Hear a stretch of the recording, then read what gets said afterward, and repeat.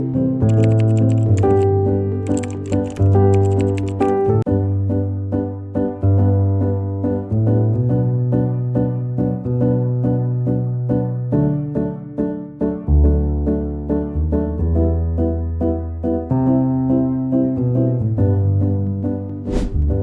you ever heard of a place so small that you could drive around it in under an hour? Yet it once held the title of the richest country in the world. A nation with no official capital, barely 10,000 inhabitants, and many women desire foreign men. Welcome to Nauru, the world's most obese and least visited island. A nation where nearly 80% of the population is overweight. A place where body size was once celebrated, a mark of prosperity and happiness, but has since spiraled into a public health disaster. This is Nauru. For generations, a fuller figure was a symbol of abundance. In the era of phosphate wealth, leaders proudly displayed their large bellies as proof of success. Food was plentiful, imported luxuries were common, and there was little reason to worry about tomorrow. But as the phosphate reserves ran dry and the economy collapsed, farmland was destroyed by decades of mining, and the island became dependent on cheap imported foods, processed meats, instant noodles, sugary drinks. Combined with a sedentary lifestyle, obesity rates skyrocketed. Today, around 40% of Nauru's people suffer from diabetes, one of the highest rates in the world. This phenomenon not only deeply affects local social life, but also explains why many people, especially women, turn to foreign men as a way to escape the hardships of their homeland. And there's more. Nauru is also among the heaviest smoking nations on the planet. For such a small population, the combined impact of obesity and smoking has created an unprecedented health challenge. Clinics are overwhelmed. Many residents must travel abroad, often to Australia, for advanced medical care. Nauru's rise to wealth began with what was buried beneath its soil, phosphate, formed over thousands of years by seabird droppings. In the 1970s, this discovery turned the island into one of the richest countries per capita in the world. Imagine this: in 1975, the average Nauruan earned around $76,000 a year, triple what an American made at the same time.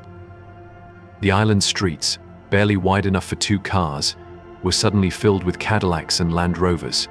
The lavish homes, imported goods, and global shopping sprees became the norm. Nauru was living a dream few other nations could imagine. But it didn't last. Phosphate reserves were finite, and reckless overmining left the island stripped bare. By the 1990s, the white gold was gone. The once lush interior of Nauru had become a wasteland of jagged limestone, 80% of the island rendered uninhabitable. With no resource to replace phosphate, the economy collapsed. Nauru went from extreme wealth to extreme debt in just a couple of decades. Desperation forced the government to take drastic measures, selling passports to foreigners, becoming a tax haven for shady banking schemes, and eventually striking a deal with Australia to host an offshore refugee detention center. The paradise of yesterday had become a cautionary tale, a warning about what happens when prosperity isn't managed sustainably. As the phosphate boom ended, Nauru plunged into crisis. The second, smaller deposit of phosphate discovered in the 1980s offered brief hope, but it too was depleted within a decade. By the early 2000s, the island's economy was in ruins. Environmental devastation compounded the problem. Most of Nauru's interior was stripped bare, unsuitable for agriculture or development. The once self-sufficient island now relied almost entirely on imports, from food and fuel to medical supplies. The unemployment soared to nearly 80%. For ordinary Nauruans, life became a daily struggle. Prices for basic goods skyrocketed, and with limited tourism and no major industries, opportunities were scarce. The story of Nauru shifted from one of astonishing wealth to one of survival against all odds. Do you believe Nauru's story is a warning for other resource-rich nations? Let us know in the comments. In 2001, Nauru made a decision that would define its modern reputation. Facing bankruptcy, The government agreed to host Australia's controversial offshore refugee processing centre. In exchange for millions in aid, Nauru allowed Australia to send asylum seekers intercepted at sea to its remote shores. Officially called the Nauru Regional Processing Center, the facility was anything but neutral. Reports from human rights groups and international observers described harsh conditions, overcrowding, inadequate medical care, and rampant abuse.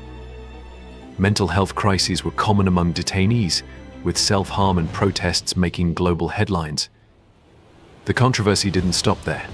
In 2015, Nauru banned Facebook, officially to combat pornography, but widely seen as a move to control information about the detention center. It wasn't until 2016 that the country even abolished the death penalty, underscoring the tensions between its policies and international human rights norms.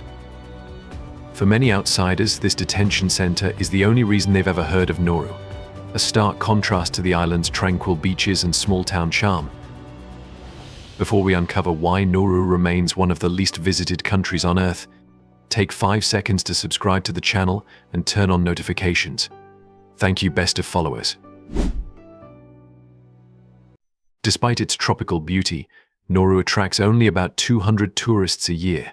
Fewer than 15,000 people in history are believed to have ever visited the island.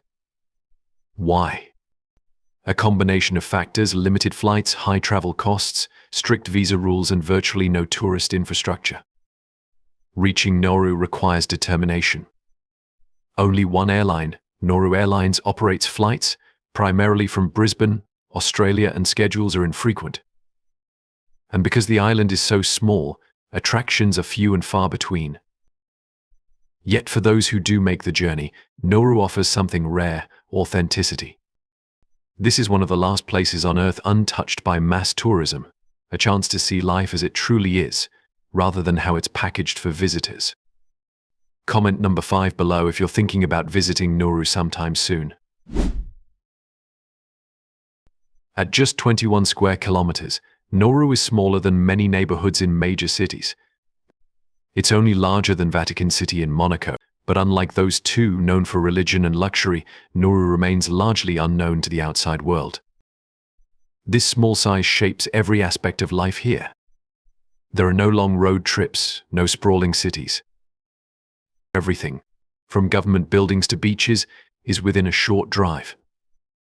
Life moves at a slower pace, dictated by the rhythm of the sea and the tight-knit community. One of the first things visitors notice about Nauru is just how small the entire country feels. Its main road, a single paved highway, forms a perfect loop around the island, hugging the coastline for 18.6 miles. Drive it slowly, and you'll pass nearly every landmark, home and beach in less than an hour. But don't rush. Each mile reveals something unique about life here.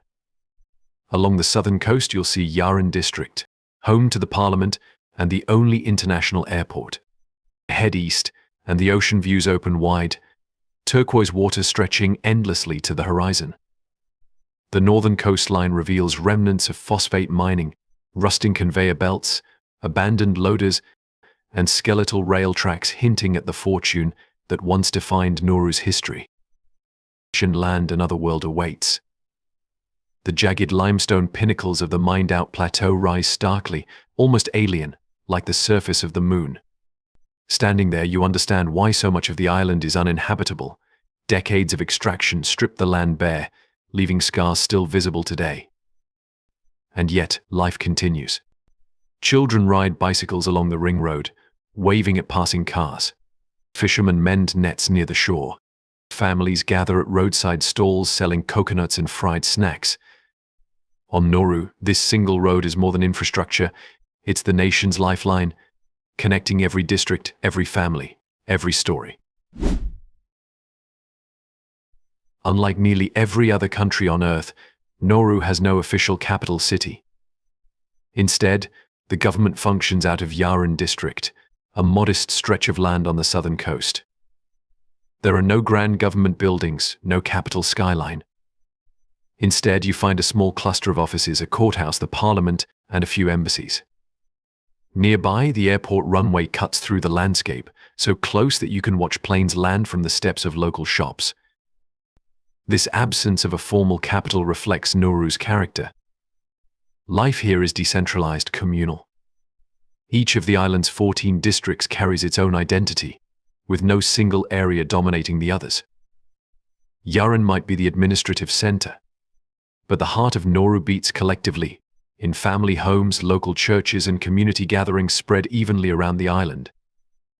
We're used to capitals defining nations, Washington, London, Tokyo. But Nauru challenges that expectation, reminding us that even governance can be personal, informal, and deeply tied to community. Nauru sits alone in the central Pacific Ocean, adrift in an expanse of blue that stretches for thousands of miles in every direction.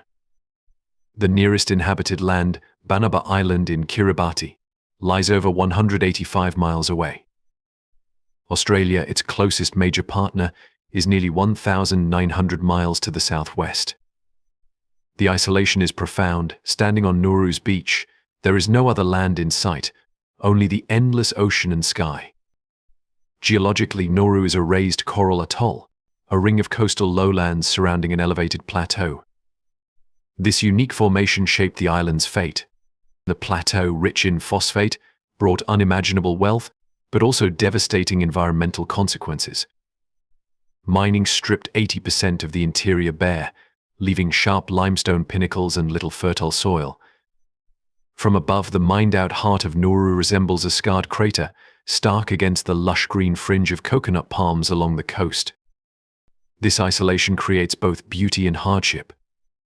The surrounding reef teems with marine life, offering some of the Pacific's most pristine waters for fishing and diving. Yet the lack of arable land and natural harbors makes self-sufficiency difficult. Virtually everything, from fuel to fresh vegetables, must be imported. Rising sea levels and changing weather patterns threaten the low-lying coastline, placing Nauru on the front lines of climate change. In a world where nations pour billions into defense, Nauru stands apart. It has no standing army, no navy, no air force. Instead, it relies on Australia for external defense under a long-standing agreement. Internal security is handled by a small police force, not an anonymous institution, but neighbors, friends, and relatives of the people they serve. This absence of militarization is striking. There are no barracks, no checkpoints, no uniforms beyond the occasional police presence. Children play freely along the shore.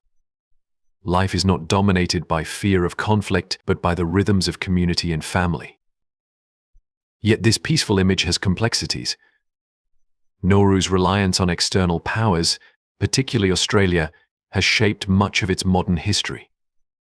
The controversial refugee detention center, for example, emerged directly from this relationship.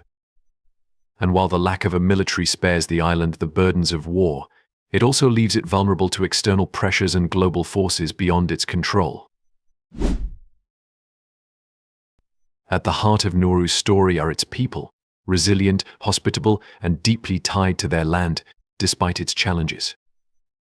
Nauruans are primarily of Micronesian and Polynesian descent, with cultural influences from centuries of contact with Europeans, Asians, and neighboring Pacific Islanders.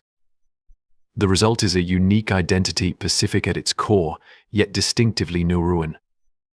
Its daily life revolves around family and community. Extended families often live in close proximity, sharing meals, celebrating milestones, and supporting one another through hardship. Traditional songs and dances remain important, performed at weddings, festivals, and national events. In religion, predominantly Christianity, is central, with Sunday services drawing most of the population. For outsiders, what's most striking is the openness. With so few tourists, fewer than 200 a year, visitors are rare and often welcomed with genuine curiosity. Conversations flow easily. Children wave as you pass by. Locals are eager to share stories of their island, its golden days of phosphate wealth, its struggles after the bust, and its hopes for the future. There's another unique aspect, Nauru's demographics. Many young adults leave to seek work or education abroad, particularly in Australia and Fiji.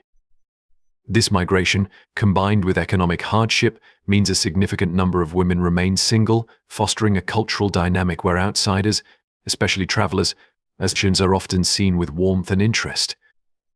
For many Nauruans, meeting someone from far beyond their isolated shores is not just a novelty, it's a window into a wider world.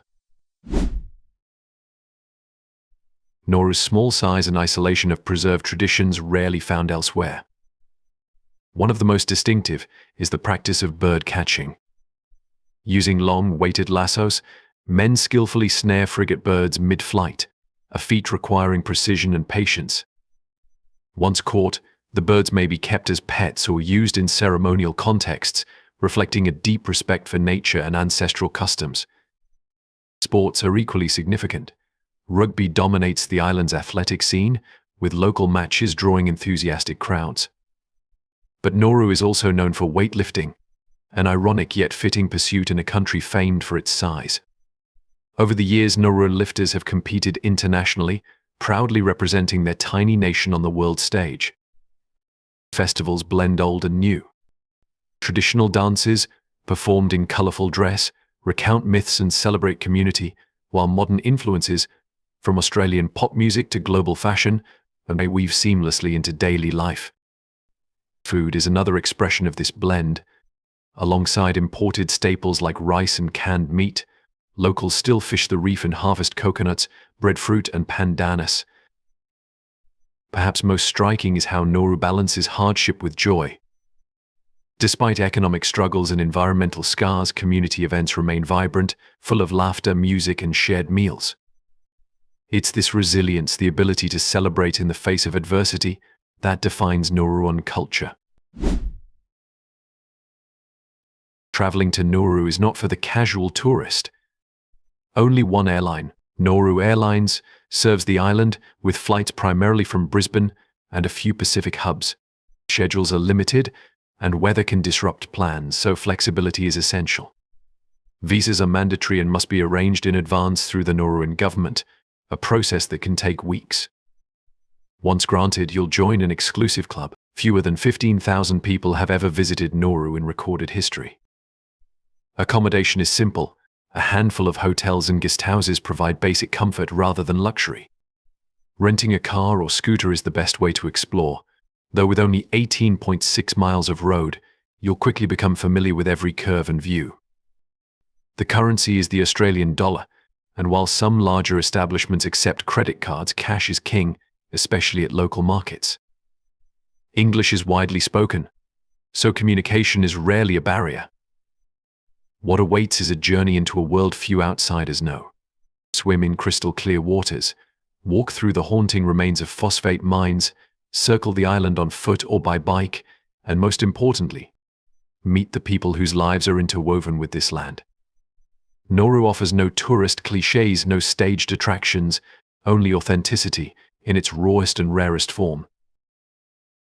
Nauru is a paradox, an island of contradictions. Once unimaginably wealthy, now struggling with poverty, a tropical paradise scarred by mining. A community isolated yet deeply connected.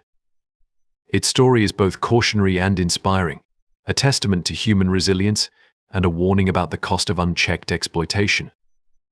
For travelers, Nauru is not just a destination, it's a lesson.